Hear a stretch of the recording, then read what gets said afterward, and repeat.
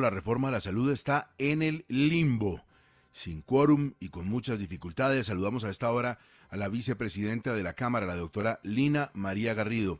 Representante, gracias por estar en 6 AM. Buenos días. Gustavo, un saludo para ti, para Jorge, para Dianita y feliz de poder saludarlos a esta hora de la mañana. ¿Para dónde vamos con la reforma a la salud? La gente se pregunta en la casa, ¿qué va a pasar? Bueno, aquí tengo que ser clara en una cosa y es que apegada a la ley estoy tratando de contener el que pupitreen esta reforma como lo han hecho con otras iniciativas del gobierno nacional. Por eso ayer, cuando se somete a consideración el orden del día donde se incluye la reforma, pues apelo a la decisión del presidente porque según nuestra ley quinta, debían hacerse dos pasos. Primero, una reunión convocada por el presidente donde debatiéramos qué se iba a hacer en el orden del día, reunión que nunca fue convocada. Y segundo, el que no habíamos terminado el orden del día de la semana anterior. Esto, por supuesto, sigue viciando el proceso. Entonces, esa apelación fue sometida a la plenaria de la Cámara de Representantes. Me derrotaron como tal, pero miren, pasó todo el día y ni siquiera un artículo se logró aprobar porque quedaron sin quórum. Definitivamente esto deja claro que los representantes tienen ciertas dificultades y falta de información a la hora de seguir con el debate de esta reforma y empeñados otros con los refuerzos. Ayer estaban todos los ministros, desde Benedetti, el de Trabajo, el de Salud, la de Transporte, el de Ladres, o sea, había un sinnúmero de refuerzos por parte del gobierno nacional, pero aún así no se avanzó en nada de esta reforma. Representante Garrido, usted ha sido muy insistente a través de derechos de petición y de solicitudes que le ha hecho en público y supongo que en privado también al ministro Guevara, al ministro de Hacienda, para que le entreguen el aval fiscal de la reforma a la salud. Entiendo que hace unas horas le contestaron diciendo que pues no, que no lo tenían y que se iba a ir trabajando en ese aval fiscal a medida que se aprobaran los artículos. Hoy, ¿tiene un aval fiscal la reforma o no lo tiene?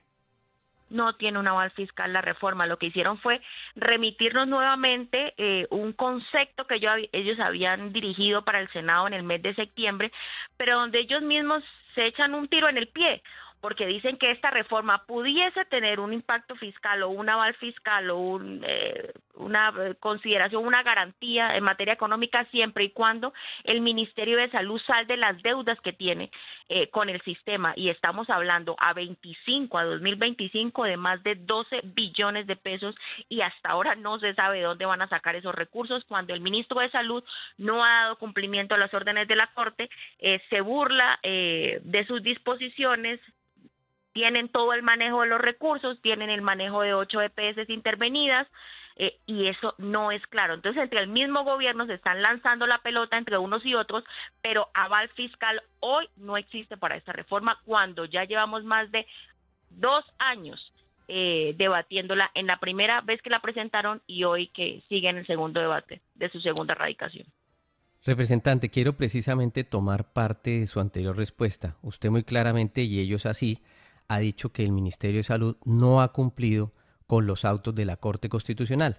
La semana pasada entrevistábamos en estos micrófonos al representante Tovar y él señalaba que hasta que el gobierno no pusiera en marcha ese cumplimiento, él no iba a agendar ese tema.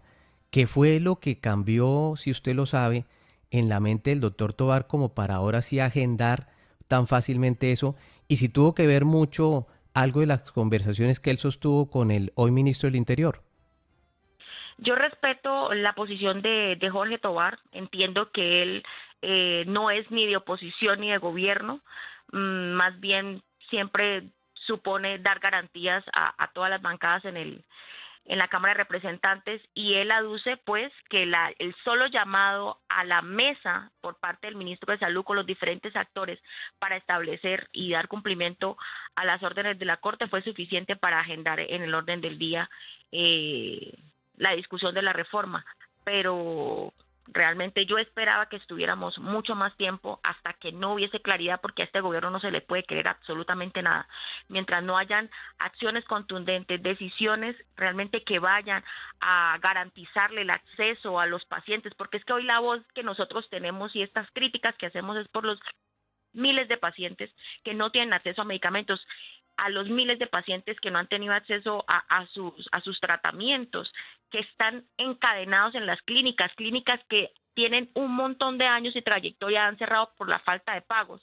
Entonces creo que no hay que darle un ápice de confianza a un gobierno que no ha mostrado voluntad alguna, por el contrario, es responsable absoluto de la crisis que hoy tiene el sistema de salud. Representante, pero sí, precisamente ya se dio ese compromiso del gobierno de sentarse en esas mesas de trabajo para hacer cumplir la orden de la Corte Constitucional de actualizar la UPC. ¿No es necesario ya darle viabilidad a este debate y que sea en el Congreso donde se decida si la reforma avanza o no?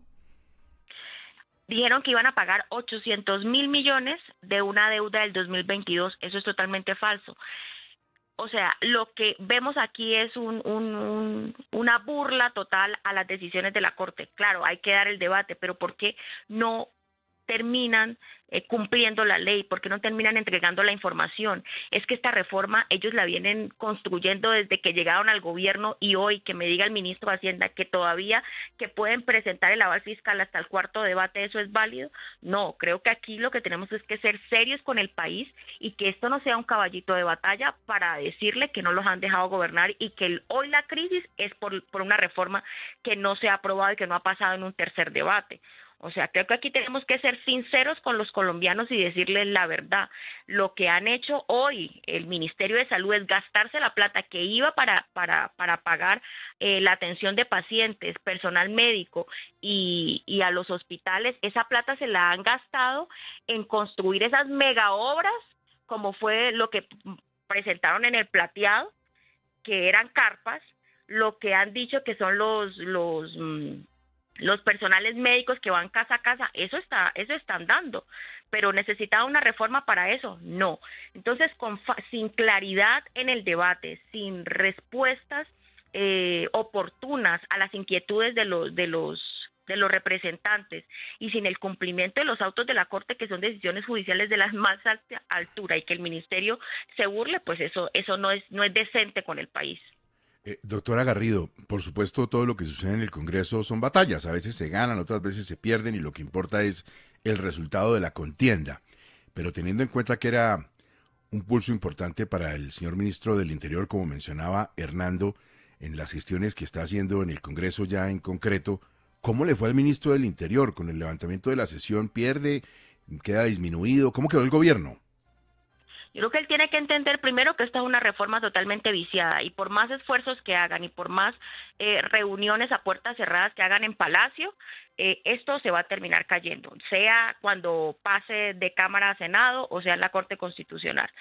Pero lo que sí pasó ayer, y créanme y se los digo, fue un fresquito que sentí, es que ver que todos los ministros que llegaron allá y la sesión se levantó por falta de quórum. O sea que definitivamente no respondieron como tal a lo que ellos parecían, y lo más triste para ellos tal vez fue salir y decir que esta semana la tenían sí o sí que sacar. No sé qué otras reuniones más tendrán que convocar para que esos apoyos se logren traducir en votos, que ayer pues ni siquiera para el quórum lograron conquistar. La vicepresidenta de la Cámara, Lina María Garrido. Representante, mil gracias, muy amable. Gustavo, ustedes, mil gracias por el espacio.